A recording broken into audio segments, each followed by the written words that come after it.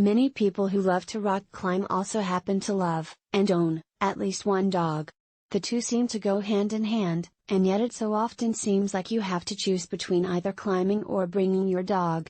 Here are some tips so you and your favorite four-legged friend can spend time together while you get to do something you love.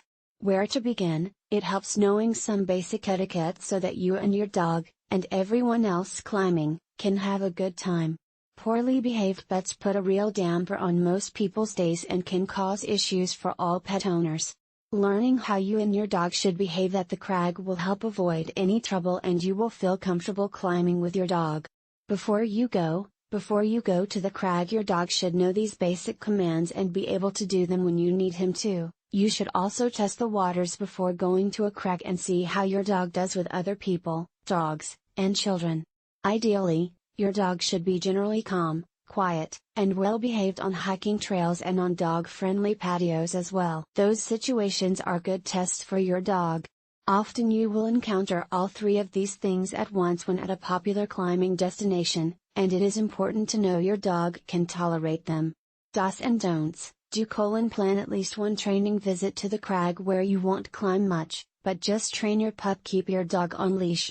Clean up after your pet. Respect people that don't want your dog too close. Bring toys and treats. Don't let your dog off leash. Force you and your dog upon a very crowded area. Leave your dog unattended.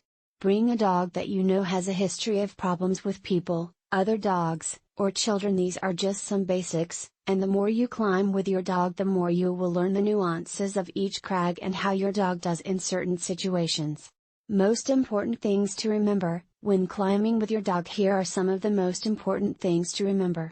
Choose a location that is accessible for you and your dog. Some crags require boulder hopping and general agility.